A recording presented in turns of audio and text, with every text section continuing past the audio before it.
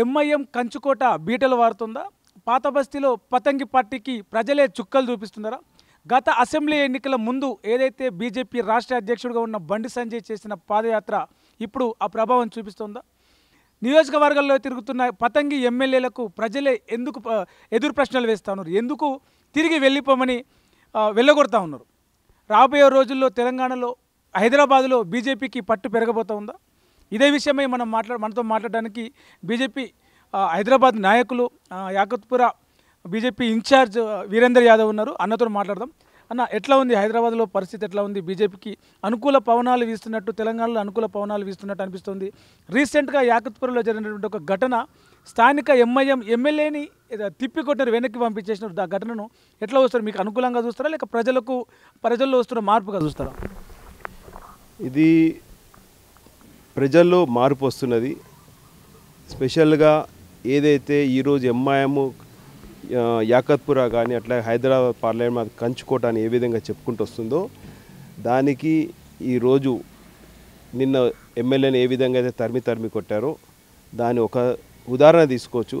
ఈ విధంగా అనేక రకంగా ఓల్డ్ సిటీని అభివృద్ధి కాకుండా దాన్ని ఒక మురికి బస్తీలాగా, మురికి వాడలాగా, ఒక పేద ప్రజల మధ్య, అట్లాగే ఈ ఓల్డ్ సిటీలో లోన్స్ కూడా రావు. ఎందుకు రావు అంటే బ్లాక్ లిస్ట్లో అనేది ఉంటుంది. ఎందుకంటే ఈ విధంగా డెవలప్మెంట్ లేదు అని ప్రజలు కూడా ఇష్టపడట్లేదు ఇక్కడ ఉండడానికి. ఏమైనా గచ్చిబౌలి అంటున్నారు. నేను ఒకటే చెప్తున్నా, అభివృద్ధి తప్పకుండా అవుతుంది. అది ఓన్లీ భారతీయ జనతా పార్టీతో. గతంలో బీఆర్ఎస్ కాంగ్రెస్ ఉన్నప్పుడు ఈ ఎంఐఎం వాళ్ళతో దోస్తాని చేసి నిధులు కాజేసి వాళ్ళకి ఎప్పుడు ఒక్కటే మీరు గుర్తుపెట్టుకోండి, ఎంఐఎం పార్టీ ఎప్పుడు కూడా రాష్ట్రంలో ఏ పార్టీ అధికారంలో ఉంటే వాళ్ళ వైపు వాళ్ళకు పోయి జీ హుజూర్ అనుకుంటూ వాళ్ళ వైపు ఉండి నిధులు తెప్పించుకోవాల్సింది పోయి వాళ్ళతో దోస్తాని చేసి అభివృద్ధి వైపు కాకుండా దీన్ని ఇలాగే ఇక్కడనే ఓల్డ్ సిటీగానే ఉంచేద్దామని ఆలోచన చేస్తారు. అయితే ప్రభుత్వాలు ఏమో చెప్తా ఉంటాయి, ఏమని, మేము పాత బస్తీని డెవలప్ చేస్తున్నాం, నిధులు ఇస్తున్నాం, రోడ్లకు డబ్బులు ఇస్తున్నాం, మోరీలకు డబ్బులు ఇస్తున్నాం, సుందరీకరణ చేస్తున్నాం అని చెప్పేసి నిధులు విడుదల చేస్తున్నామని చెప్పి ప్రభుత్వాలు చెప్తున్నాయి. ఇప్పుడు చూస్తేనేమో ఇటు యాకత్పురలో కాదు, ఓల్డ్ సిటీ మొత్తంలో కూడా ఇరుక్కు రోడ్లు ఉన్నాయి, మురుగు కాలువలు సరిగ్గా లేవు. అంటే ఆ నిధులు ఎక్కడ పోతున్నాయి? ఆ బడ్జెట్ అంతా ఎక్కడ పోతుంది? ఇప్పుడు ఒకటే అందరు అంటున్నారు, ఓల్డ్ సిటీసే ట్యాక్స్ అని ఆతే. ఓల్డ్ సిటీలో ట్యాక్సులు వస్తాయి, ఇక్కడ అందరు వర్గాల వాళ్ళు ట్యాక్సులు పే చేస్తారు. కొన్ని చోట్ల ఏవైతే ఈ ఓల్డ్ సిటీ ఇంటీరియర్ ఓల్డ్ సిటీలో ఎక్కడైతే ఉన్నదో ఆ ఏరియాలో కొంతమంది ట్యాక్సులు కట్టకుండా దౌర్జన్యం చేస్తారు, అది కరెక్టే. కానీ చాలా మట్టుకి ఇప్పుడు ట్యాక్సులు కడుతున్నారు. ఓల్డ్ సిటీ ట్యాక్స్ పైసలు ఎక్కడ పోతున్నాయి? ఓల్డ్ సిటీ ఎందుకు అభివృద్ధి అవుతలేదు? గతంలో మూసి ప్రక్షాళన అనుకుంటూ దానికి రబ్బర్ డ్యామ్స్ అనుకుంటూ 1000 కోట్ల నిధులు తెస్తే అది ఎక్కడ పోయింది? కేసీఆర్ ప్రభుత్వంలో. మరి అట్లాగే మెట్రో రైల్ వేస్తే అభివృద్ధి అవుతుందంటే అది కానియట్లేదు. ఓల్డ్ సిటీలో టూరిజం బాగుంది, ప్రజలు అందరూ చార్మినార్ దగ్గరకు వచ్చి చుట్టుపక్కల అన్ని షాపింగ్లు చేస్తారు. మీరు చూస్తున్నారు ఎంత రద్దీగా ఉందో. రోడ్డు విస్తరణ చేయొచ్చు కదా, అది లేదు. అంటే ఒకసారి వచ్చినవాడు మళ్ళీ ఇంకొకసారి రావడానికి భయపడతాడు. అంటే ఆ విధంగా వీళ్ళు కావాలని ఎంఐఎం వాళ్ళు ఏంటంటే ప్రజలని వాళ్ళని ఈ మురికివాడలోంచి బయటికి పోనీయకుండా వాళ్ళకి ఒకటే ఇదే మీ ప్రపంచం, ఇదే మీ లోకం అంటారు. కానీ ఇప్పుడు యువతలు, పిల్లలు, ఆడపిల్లలు, మగపిల్లలు అందరూ ఈ వర్గాల నుంచి చదువుకొని వాళ్ళు బయట హైటెక్ సిటీలలో మరియు అనేక రకంగా సాఫ్ట్వేర్ కానీ, ఇంజనీర్లు కానీ మరి అనేక రకంగా పనిచేసి దుబాయ్కి పోతున్నారు, సంపాదిస్తున్నారు. గతంలో వాళ్ళ మదరు, వాళ్ళ పేరెంట్స్ ఏ విధంగా అయితే ఒక చిన్న ఇంట్లో ఉండేవారు, దాన్ని 2 అంతస్తులు 3 అంతస్తులు కడుతున్నారు. కట్టిన తర్వాత వాళ్ళకి బయట పోవడానికి రోడే లేదు, వాళ్ళకి డ్రైనేజ్ నాలా కనెక్షన్ లేదు, తాగుతున్న నీరులో మురికి నీళ్ళు కలుస్తున్నాయి. మరి ఇవన్నీ ఎవరు చేయాలి అంటే ఎమ్మెల్యే చేయాలి. ఎమ్మెల్యే దేనికి వస్తాడు? ఎలక్షన్లు అప్పుడే వస్తాడు, తక్కిన టైంలో రాడు. కార్పొరేటర్ ఎందుకు వస్తాడు? ఎవరన్నా 2 అంతస్తులు కడితే ఆ ఇల్లీగల్ ఫ్లోర్స్కి ఏవైతే ఉన్నాయో దానికి వసూలుకి వస్తాడు. తర్వాత ఆ రోడ్ ఏమైంది, తాగే నీరు వస్తుందా, స్ట్రీట్ లైట్స్ ఉన్నాయా, పార్కులు ఉన్నాయా, ఎటువంటి లేదు. వర్షాలు వస్తే నాలలోంచి పొంగి పొర్లుతుంటే అది తర్వాత ఎట్లైనా జిహెచ్ఎంసీ వాళ్ళు ఆ పొంగుతున్నప్పుడు వాళ్ళు వచ్చి పని చేస్తారు. ఆ టైంకి ఫోటోలు దిగిపోవటమే. కానీ అరే ఈ విధంగా గతంలో ఏ విధంగా పోయిన వర్షాకాలంలో ఏ ఇబ్బంది వచ్చింది, అంతకుముందు సరే ఆ వచ్చే వర్షాకాలం వరకు ఆ ఇబ్బందిని మనం క్లియర్ చేసుకోవాలి. పైప్ లైన్ పెంచాలా, లేకపోతే డైవర్ట్ చేయాలా, కాంక్రీట్ వేయాలా, రోడ్ వేయాలా, అలాగే మళ్ళీ స్పెషల్ నాలాలు ఏమైనా ఇది చేసుకోవాలా, మళ్ళీ నాలా సిల్టింగ్ వర్క్ చేయాలా, ఇట్లా అనేక పనులు ఉంటాయి. అవన్నీ ఏం చేయకుండా చేస్తున్నట్టుగా ఇంకొకటి కొత్త కొత్త కంపెనీ కాంట్రాక్టర్లని ఇన్వాల్వ్ చేసి ఎక్స్పీరియన్స్ లేని కాంట్రాక్టర్లని వాళ్ళని తీసుకొచ్చి ఏదో నామమాత్రం జిహెచ్ఎంసీలో లైసెన్స్ తీసుకొని కాంట్రాక్ట్లు చేసుకుంటూ ఈ వర్కులు కూడా సిల్ట్ వర్కింగ్ చేసినట్టే చూపిస్తారు కానీ చెయ్యరు. అంటే పనులు చేసినట్టు అభివృద్ధి చేసినట్టు మీద పై పూతల్లాగా కనిపిస్తారు, ఆ నిధులన్నీ నొక్కేస్తారు కానీ అది అభివృద్ధి కాదు అంటున్నారు. మరి ప్రజలు ఎందుకు ఇన్నేళ్ళుగా ఇప్పటికీ కూడా ఎంఐఎం పార్టీని గెలిపిస్తున్నారు, ఎంఐఎం పార్టీకి ఎందుకు ఓట్లేస్తున్నారు? మీరు ఇన్ని మాట్లాడుతున్నారు, ఇన్ని చెప్తున్నారు, మేము డెవలప్ చేస్తున్నాం, ఇది చేస్తున్నాం, మరి మీకు ఎందుకు ఓట్లేస్తలేరు? ఆ ఓట్లన్నీ ఎక్కడ పోతున్నట్టు? మీకు ఒకటే చెప్తున్నారు, మీరు మాకు ఓట్లు వేస్తలేరు అని చెప్తున్నారు. మాకు ఓట్లు వేసినందుకే మొన్న ఎలక్షన్లో మేము ఎంత లీడ్లో వచ్చినాము. తర్వాత ఏమైంది, రిగ్గింగ్ చేసినారు. రిగ్గింగ్ చేసింది ఎక్కడ, ఏ ప్రాంతాలంటే ఇప్పుడు మీరు చెప్తున్నారే ఏదైతే మారుమూర బస్తీలలో అక్కడ ఆ ఏరియాలలో మరి రిగ్గింగ్ జరిగింది కాబట్టి ఆ రిగ్గింగ్ ఓట్లతో వీళ్ళు గెలిచినారు. నిజంగా చెప్పాలంటే ఓల్డ్ సిటీలో ఇప్పుడు జరుగుతున్న ఇబ్బందులో వాళ్ళు ఎవరు ఓటు వేయడానికి బయటికి రావట్లేదు. వాళ్ళు ఒకటే వీళ్ళు చీచా అంటున్నారు ఈ ఎంఐఎం పార్టీని. కాబట్టి ఓట్లు వేయకూడదు. వీళ్ళు ఒక ప్యాకెట్ ఆఫ్ దొంగ ఓట్లని క్రియేట్ చేసి మేము అనేక సార్లు ఎలక్షన్ కమిషన్ దృష్టికి తీసుకుపోయినాం, జిహెచ్ఎంసీ కమిషన్ డిస్ట్రిబ్యూషన్ తీసుకుపోయి ఎలక్షన్ టైంలో దొంగ ఓట్లు ఎన్ని ఉన్నాయి, డెత్ కేసులు ఎన్ని ఉన్నాయి, రిపీటెడ్ పేర్లు ఎన్ని ఉన్నాయి, ఇక్కడ నాన్ లోకల్గా ఉండి ఒక హిందూ ఇంటి పైన 10 ముస్లిం ఓట్లు ఎక్కడి నుంచి వస్తాయి, హిందూ బస్తీలలో ముస్లిం ఓట్లు ఒక 200-300 ఓట్లు ఎక్కడి నుంచి వస్తాయి, మరి అట్లాగే ఒక ఇంట్లో ఒక 100 గజాల ఇంట్లో 25-30 ఓట్లు ఎక్కడి నుంచి వస్తాయి. ఈ విధంగా అనేక రకంగా మేము చూపించి ఫిజికల్గా చెకింగ్ చేయించిన ఆ ఎలక్షన్స్ టైంలో డిలీట్ చేయకుండా ఆ దొంగ ఓట్లతోటే ఈరోజు ఈ ఎమ్మెల్యేలు గెలవడం జరిగింది, ఈ కార్పొరేటర్లు ఎంఐఎం కార్పొరేటర్ గెలవడం జరిగింది. అందుకోసం మేము ఒకటే చెప్తున్నా, ఏదైతే ఇప్పుడు ప్రజలు విసుకెత్తిపోతున్నారో వాళ్ళు వచ్చి ఓటేయకపోయినా వాళ్ళ ఓట్లను వీళ్ళు వేసుకొని ఈ విధంగా శాసిస్తున్నారు. మరి దొంగ ఏవైతే కాంట్రాక్ట్లు పనిచేస్తున్నారో ప్రజలకి ఇది ఒక శాపంగా తయారైంది ఎంఐఎం పార్టీ ఓల్డ్ సిటీకి. ఓల్డ్ సిటీ అభివృద్ధి వైపు నోచుకోలేకపోతుంది, ప్రజలని చాలా ఇబ్బందికి గురి చేస్తుంది ఎంఐఎం పార్టీ.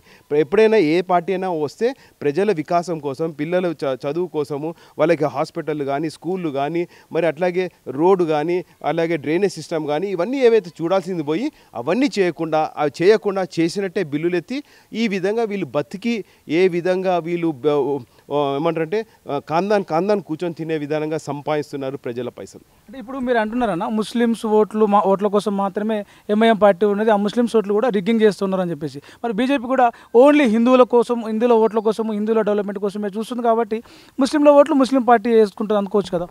మేము ఏ రోజు భారతీయ జనతా పార్టీ మీకు ఇంకోటి ఇంత క్లియర్గా మీకు చెప్తున్నాను, ముస్లిం ఓట్లని నేను ఎందుకు అన్నా అంటే ముస్లిం ఓట్లు ఇప్పుడు ముస్లిమ్స్ కూడా బీజేపీకి ఓటేస్తున్నారు. నేను ఒకటే చెప్తున్నా, బీజేపీ అన్ని వర్గాలతో కలిసి మమేకంగా పనిచేస్తున్న పార్టీ. సబ్కా సాత్ సబ్కా వికాస్ అనేది ఏ విధంగా ఉందో ఓల్డ్ సిటీలో కూడా మొన్ననే ఎలక్షన్లో కూడా యాకత్పూర్ అసెంబ్లీలో డబీర్పుర, రేన్ బజార్, తలాబ్ చెంచలము, గౌలీపుర, కుర్మాగూడ, సంతోష్ నగర్, ఐఎస్ అదని ఏవైతే ఉన్నాయో అన్ని డివిజన్లలో అన్ని బస్తీలలో హిందూ ముస్లిం బస్తీలలో అన్ని బస్తీలలో తిరగడం జరిగింది. అట్లాగే ఏ విధంగా అయితే మైనారిటీ అంటున్నాను, ముస్లిం అనట్లే, మైనారిటీలు ఏవైతే ఇన్ని రోజులు నాలాల పక్కన మరి ఏ విధంగా బతుకుతున్నారు, నాలాలు పని చేస్తారా అంటే నాలాలు అసలు దానికి ఏ విధంగా అంటే కొన్ని చోట్ల ఎట్లుందంటే పిల్లలు ఇంట్లో బయటికి కొంచెం పరిగెత్తితే నాలాలో పడిపోతారు. అటువంటి నేను నా ఎలక్షన్లో నేను చాలామందికి నా వీడియోస్ చూపించాను. ఆ విధంగా ఉంది, వాళ్ళు అసలు సహిస్తలేరు. ఇళ్లలో బోర్ ఏమంటారు డ్రింకింగ్ వాటర్ కూడా కలుషితమైన నీరు వస్తే కూడా చెప్తే పట్టించుకొని కార్పొరేటర్లు ఉన్నారు. అసలు వాళ్ళకి ఏ విధంగా అభివృద్ధి వైపు చేయాలని కూడా తెలియదు. వాళ్ళకి ఏదో గంప గుర్తుగా ఓట్లు పడుతున్నాయి, వాళ్ళు గెలుస్తున్నారు అని చూస్తున్నారు తప్ప ఏ విధంగా తర్వాత ఏం ప్లాన్ చేద్దాం, అభివృద్ధి వైపు ఏం చేద్దాం, ఈ డెవలప్మెంట్ నా బస్తీకి, నా కాలనీకి, నా డివిజన్కి ఈ విధంగా అభివృద్ధి కావాలి, డెవలప్మెంట్ కావాలి, నాకు బస్తీ అరే యాకత్పుర ఇంత పెద్ద అసెంబ్లీలో ఒక గవర్నమెంట్ హాస్పిటల్ లేదండి. అవునన్నా, మీరు గవర్నమెంట్ హాస్పిటల్ అంటారు, గవర్నమెంట్ హాస్పిటల్ శాంక్షన్ అయిందని చెప్పేసి తెలుస్తుంది. అయితే స్థానిక ఎమ్మెల్యే అక్కడ గవర్నమెంట్ హాస్పిటల్ నిర్మాణానికి జాగా చూపించలేకపోతుందని చెప్పేసి ఒక వివాదం అక్కడ ప్రజలు చెప్తా ఉన్నారు. ఇప్పుడు మీరు అక్కడ పోటీ చేసిన అభ్యర్థిగా, ఒక ఎమ్మెల్యే అభ్యర్థిగా ఒకవేళ రేపటి నాడు మీరు ఆ స్థానంలో ఉండుంటే అక్కడ జాగా ఉందా? యాకత్పురలో గవర్నమెంట్ హాస్పిటల్ కట్టడానికి జాగా ఉందా? మీరు చూపిస్తారా జాగా? ఇప్పుడు నేను ఒకటే టెండర్ కూడా వచ్చింది, నేను చూపిస్తాను మీకు కావాలని పేపర్స్.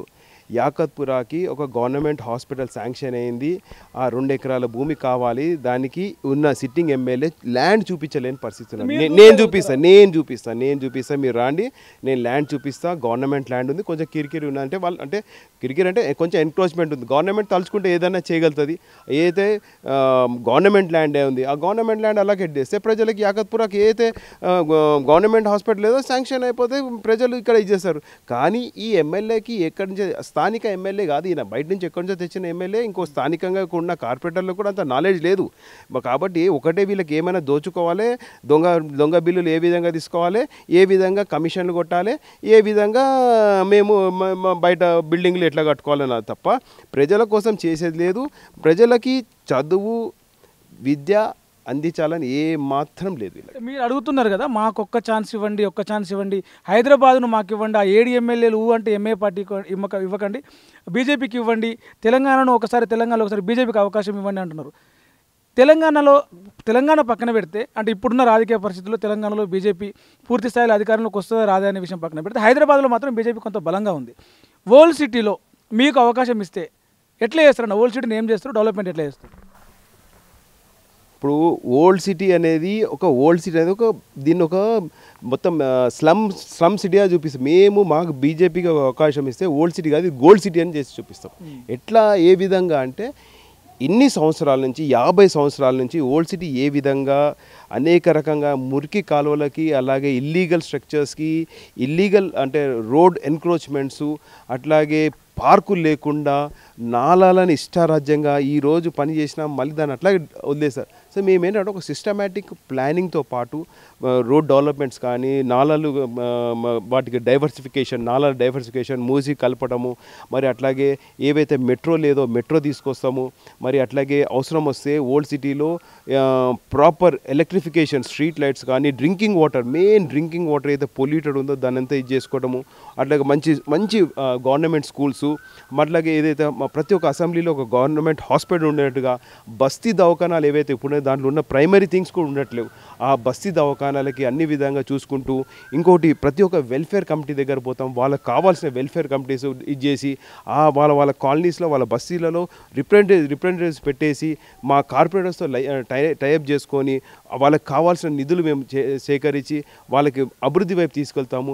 ఏ విధంగా అయితే స్మార్ట్ సిటీస్ అనేది కేంద్రం నుంచి ఉన్నాయో, ఆ స్మార్ట్ సిటీస్ ఫస్ట్ ఓల్డ్ సిటీలో ఉన్న ఎంతో హిస్టారికల్ మూమెంట్ ఉన్న ఇటువంటి ఓల్డ్ సిటీ, ఈ హిస్టారిక్ దాన్ని డెవలప్మెంట్ చేయకుండా ఏమైనా గచ్చిబౌలి అది ఆల్రెడీ డెవలప్డ్ ఒక ప్లాన్గా నడుస్తుంది. ఇది ఒక మాన్యుమెంట్, ఒక తెలంగాణకు ఒక మాన్యుమెంట్ అటువంటిది ఓల్డ్ సిటీ. అన్ని దగ్గర ఉన్నాయండి, ఎయిర్పోర్ట్ దగ్గర ఉంది, మరి అన్ని ఫెసిలిటీస్ ఏదైనా మీరు చెప్పండి. ఇట్ ఈజ్ ఓల్డ్ సిటీ అన్ని ఏ విధంగా షాపింగ్ కాంప్లెక్స్ కానీ, మార్కెట్స్ కానీ, ఎయిర్పోర్ట్స్ కానీ, హాస్పిటల్స్ కానీ అన్నిటికీ దగ్గర ఉన్నది. కానీ ప్రజలు ఏమనుకుంటారంటే ఇక్కడంతా ఈ మురికివాడ, ఈ ఎంఐఎం దౌర్జన్యాల కోసమే పొలిటికల్ స్ట్రాటజీస్ ఉండేవాళ్ళు కాబట్టి చాలామంది మైగ్రేట్ అవుతారు. నేను ఒక్కటే చెప్తున్నా ప్రజలకి, ఇటు ముస్లిమ్స్ కానీ, హిందూస్ కానీ, ఎవరికైనా అన్ని వర్గాల వరకు చెప్తున్నా, ఓల్డ్ సిటీ అనేది గోల్డ్ సిటీ మేము చేసి పెడతాము. ఇంకొకటి మీరు అర్థం చేసుకోండి, ఓల్డ్ సిటీకి అన్ని అప్రోచ్ ఉన్నాయి, ఎయిర్పోర్ట్ ఉన్నాయి, అన్నీ ఉన్నాయి. కానీ దీనికి అడ్డుపడుతుంది ఎంఐఎం. ఎందుకంటే అదే రోడ్లు నేరోగా ఉంటే ప్రజలకి వికాసం కాకుండా దగ్గరికే పోతారు. రోడ్లు లేకపోతే ఎమ్మెల్యే దగ్గరికి, కార్పొరేటర్ దగ్గరికి పోతారు. మోరీ సమస్య వస్తే ఎమ్మెల్యే మా దగ్గరికే రావాలి, ప్రజలు వాళ్ళు డెవలప్ కావద్దు అనే ఉద్దేశంతో ఎంఐఎం నేతలు అట్లా చేస్తారని మీరు అంటారు.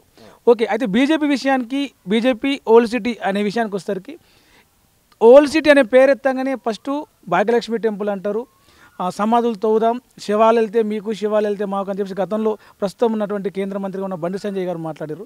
అంటే ఇట్లా ఈ హిందూ మత వివాదాలే చేస్తారు. పాత బస్తీ అనేసరికి డెవలప్మెంట్ అనేది ఓట్ల కోసమే మాట్లాడుతున్నారు బీజేపీ నాయకులను కూడా, అటు కాంగ్రెస్ బీఆర్ఎస్ విమర్శలు కూడా చేస్తూ ఉన్నాయి. దాని గురించి మీరేం సమాధానం చెప్తారన్న? అంటే భారతీయ జనతా పార్టీ ఒకటే మతతత్వ పార్టీ అంటారా మీరు?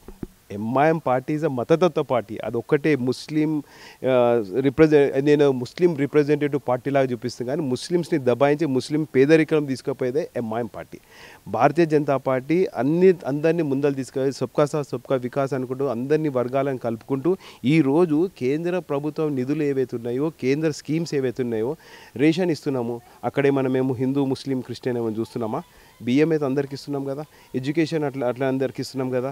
మరి అట్లాగే మరి ఆరోగ్యము మేమైతే అన్ని రాష్ట్రాలకు ఇస్తున్నాం, కానీ ఇక్కడ తెలంగాణ ప్రభుత్వము ఇక్కడ ఇంప్లిమెంట్ కానిస్తలేదు. ఏది మా డీటెయిల్గా పోతే ఇంకా చాలా చెప్పేది ఉంటుంది, కానీ మీరు ఏమంటారంటే ఏదైనా భారతీయ జనతా పార్టీ ఏ స్కీమ్ తీసుకొచ్చినా, ఇప్పుడు డబుల్ బెడ్రూము దానికి ఫండింగ్ మేమే ఇస్తున్నాము, మళ్ళీ ఏదైనా ఇల్లు కట్టుకోవడానికి కూడా ల్యాండ్ ఉంటే కట్టుకోవడానికి కూడా మేమే ఫండింగ్, ప్రధానమంత్రి ఆవాస్, ప్రధానమంత్రి జల్ అదొకటి హర్ ఘర్ జల్ అనుకుంటూ, మళ్ళీ గ్యాస్ ఏతుందో దానికి మేమే ఇస్తున్నాము. ఏ ఒక్క దానికైనా ప్రతి ఒక్క కేంద్రం నుంచి నిధులు వస్తున్నాయి. నాలా డెవలప్మెంట్స్కి కేంద్రం నుంచి నిధులు వస్తున్నాయి, హర్ ఘర్ జల్ అనుకుంటా కేంద్రం నుంచి నిధులు వస్తున్నాయి, రోడ్ డెవలప్మెంట్స్కి వస్తున్నాయి. ఇంటర్నల్ రోడ్స్కి డెవలప్మెంట్కి రాష్ట్ర ప్రభుత్వం చేసుకోవాలి. ఏవైతే కనెక్టివిటీ హైవేస్ ఉన్నాయో అవన్నీ కేంద్రం నుంచి నిధులు వస్తాయి. సో ఈ విధంగా కేంద్రం నుంచి వచ్చే నిధులకి పర్ఫెక్ట్గా 100% వస్తున్నాయి. రాష్ట్రంలో డెవలప్మెంట్ కోసం 60% కేంద్రం నుంచి వస్తాయి, 40% రాష్ట్రం చేసుకోవడానికి ఆ డబ్బులు కూడా చేయలేను. అంటే గత ప్రభుత్వము బీఆర్ఎస్ అప్పులు పాలు చేసిపోయింది. ఇప్పుడు కాంగ్రెస్ ప్రభుత్వం ఉన్నదాన్ని నడిపించుకోవడానికి చేతకాక ఇంకా డబ్బులు తెచ్చుకుంటూ కమిషన్ కొట్టుకుంటూ ఈ విధంగా దాంతోపాటు ఎంఐఎం ఇదేంటంటే అక్కడ కమిషన్ కొట్టి వీళ్ళ స్వార్థంగా వీళ్ళ కుటుంబ పాలన కుటుంబ అభివృద్ధి కోసము అనేక రకంగా ల్యాండ్స్ కబ్జాలు చేసి మరి ఏ విధంగా ఓల్డ్ సిటీలో ఇన్ని ల్యాండ్స్ కబ్జా చేసి ఇల్లీగల్ స్ట్రక్చర్స్కి దానికి సపోర్ట్ చేస్తుందంటే ఎంఐఎం పార్టీ. ఇక్కడ మరి మా లాంటి వాళ్ళు రిప్రజెంట్ చేసి ఇక్కడ ఇల్లీగల్ స్ట్రక్చర్ ఉంది, ఈ ఇల్లీగల్ స్ట్రక్చరు ఈ విధంగా ఉండకూడదు అని చెప్పి ఇది చేస్తే ఆఫీసర్లు ఏం చేయలేని పరిస్థితి. ఎందుకంటే వీళ్ళు వెతికి తీసుకొచ్చి ఆఫీసర్లు ఎటువంటి అంటే వీళ్ళకి సంబంధించిన వ్యక్తులను తీసుకొచ్చేస్తారు. ఈ ఆఫీసర్లు కొంచెం స్ట్రిక్ట్ ఆఫీసర్ ఉంటే వాళ్ళని బెదిరిస్తారు. వాళ్ళని అనేకసార్లు మీరు చూసినారు, బిల్లు కలెక్ట్ చేయడానికి పోతే, ట్యాక్సులు కలెక్ట్ చేయడానికి పోతే, అటువంటి కరెంట్ బిల్లు ట్యాక్సులు ప్రాపర్ ట్యాక్సులు వాళ్ళ దగ్గర ప్రాపర్ ట్యాక్స్ కలిసి చేస్తే కూడా వాళ్ళని తన్నిన రోజులనే. అదే టైంకి ఎంఐఎం కార్పొరేటర్ వస్తాడు, అదే టైంకి ఎంఐఎం ఎమ్మెల్యే వస్తాడు. అంటే నువ్వు దగ్గరుండి కట్టిస్తావా ట్యాక్సులు కరెంట్ బిల్లులు, నువ్వు ఎగ్గొట్టించి నువ్వు రాష్ట్రానికి లుక్సాన్ చేస్తావా? అంటే నిన్ను ప్రజలు ఒకటే చెప్తున్నా, ఇక్కడ ఈ ఎంఐఎం ఎమ్మెల్యేలు అందరూ ఒకటి ఏంటంటే ఆ టైంకి వచ్చి ముందర వచ్చి నుంచోని ప్రజలకు ఏదో సాయం చేస్తున్నట్టుగా ఈ విధంగా చేసుకొస్తున్నారు. కాబట్టి ఓల్డ్ సిటీ అభివృద్ధి అవుతలేదు. వీళ్ళకి ఎటువంటి ఏ ఆలోచన లేదు. ఈరోజు మన ఓల్డ్ సిటీ లేదా నా అసెంబ్లీ ఈ విధంగా ఉంది, రేపు ఈ విధంగా దీనికి యాక్షన్ ఆఫ్ ప్లాన్ లేదు. అంటే డెవలప్మెంట్ యాక్షన్ ఆఫ్ ప్లాన్ లేదు వీళ్ళ దగ్గర. వీళ్ళకి ఏమైనా ఎంపీ యాకత్పుర సంబంధించి మాట్లాడితే మీ దగ్గర యాకత్పుర డెవలప్మెంటు టౌన్ ప్లానింగ్ అదంతా మీ దగ్గర ఉందా? 100% నేను ప్రతి ఒక్క డివిజన్ డెవలప్మెంటు 100% డివిజన్ ఏ విధంగా నాలాది డెవలప్మెంట్స్, రోడ్ డెవలప్మెంట్స్, మళ్ళీ అట్లాగే ఎక్కడైతే పార్కులు కావాలి, హాస్పిటల్స్ కావాలి, బస్తీ దవాఖానాలు, మళ్ళీ అట్లాగే ప్రైమరీ హెల్త్ సెంటర్సు, అట్లాగే ఈ అంగన్వాడీ సెంటర్సు పోయి చూస్తే చాలా బాధాకరం ఉంది. ఎందుకంటే ఫండ్స్ వస్తున్నా కూడా ఫండ్స్ దాన్ని మాయం చేస్తున్నారు. ఏం పని ఉంటుందండి ఎమ్మెల్యేలకి ఈ కార్పొరేటర్లకి? వారంలో ఒక విజిట్ చేయలేరా? విజిట్ చేసాక డెవలప్మెంట్ అడగలేరా?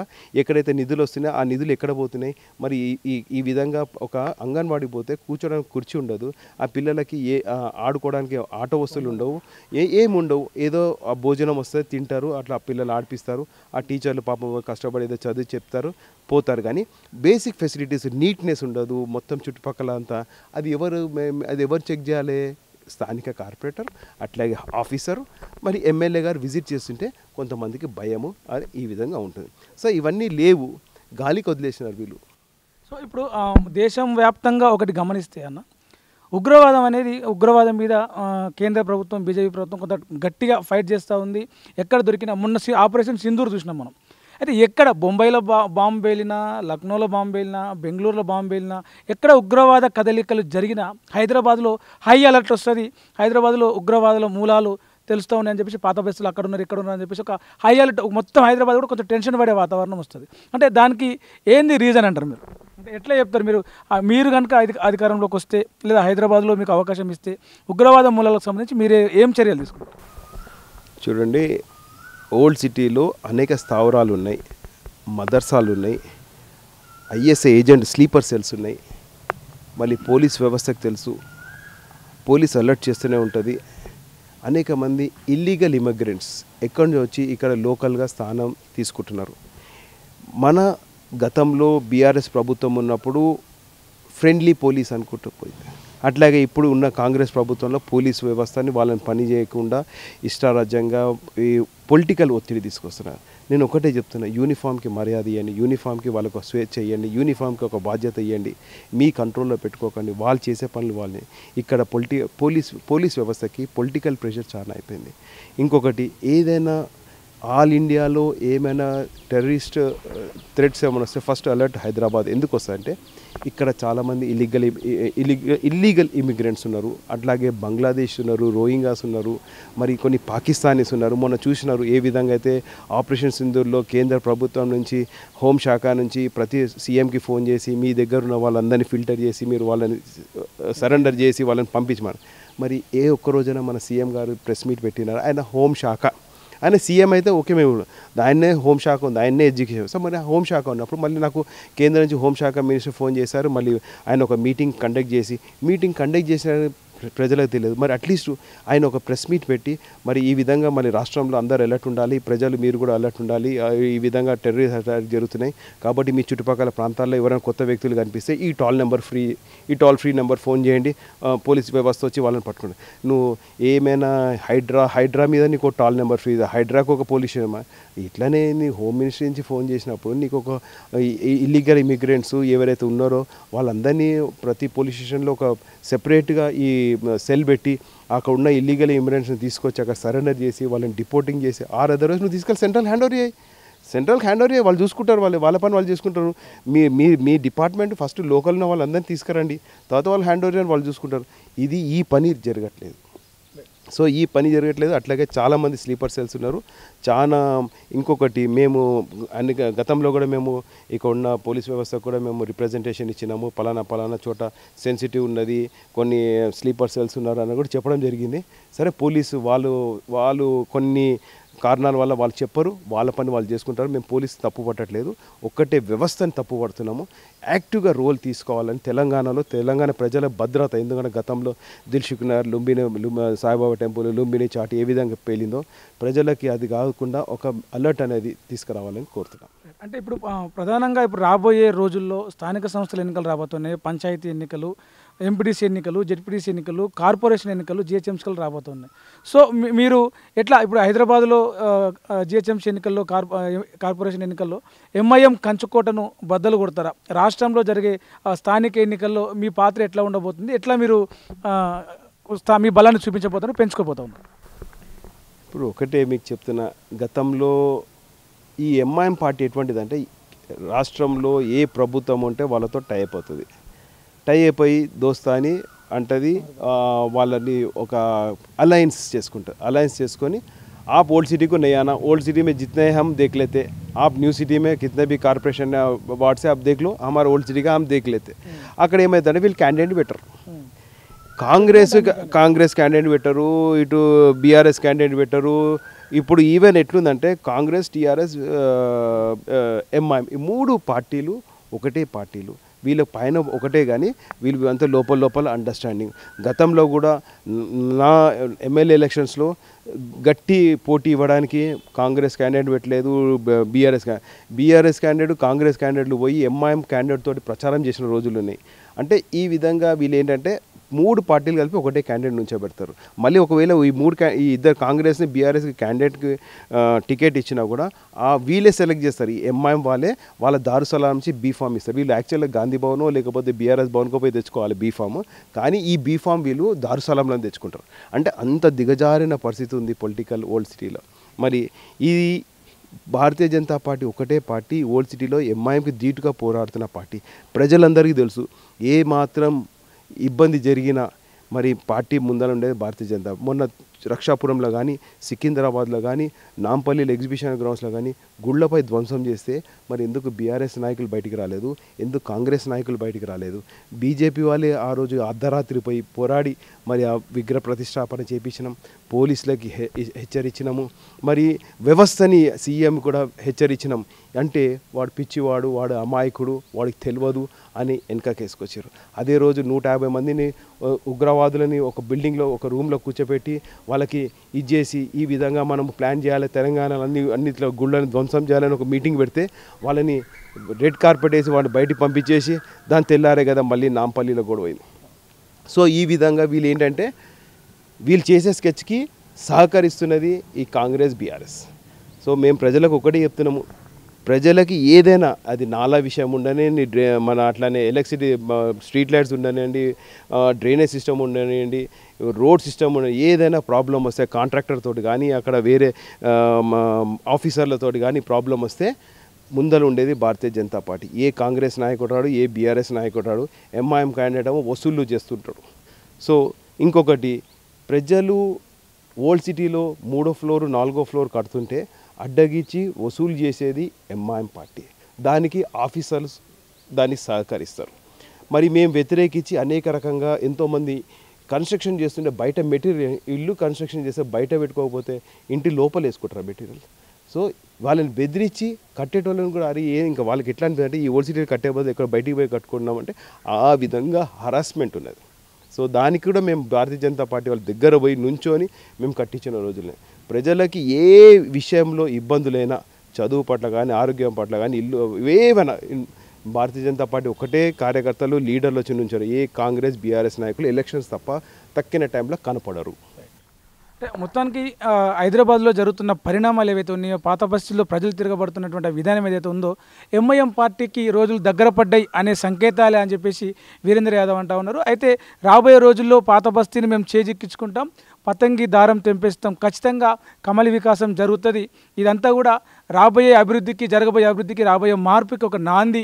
ఏదైతే యాకత్పురంలో ప్రజలు తిరగబడ్డారో అది ఒక నాంది అని చెప్పేసి ఆయన చెప్తా ఉన్నారు. కెమెరామెన్ అజర్తో ప్రవీణ్ సుంకరి, తొలి వెలుగు, హైదరాబాద్. అసలైన తొలి వెలుగు. ఫాలో వాట్సాప్ @తొలి వెలుగు official.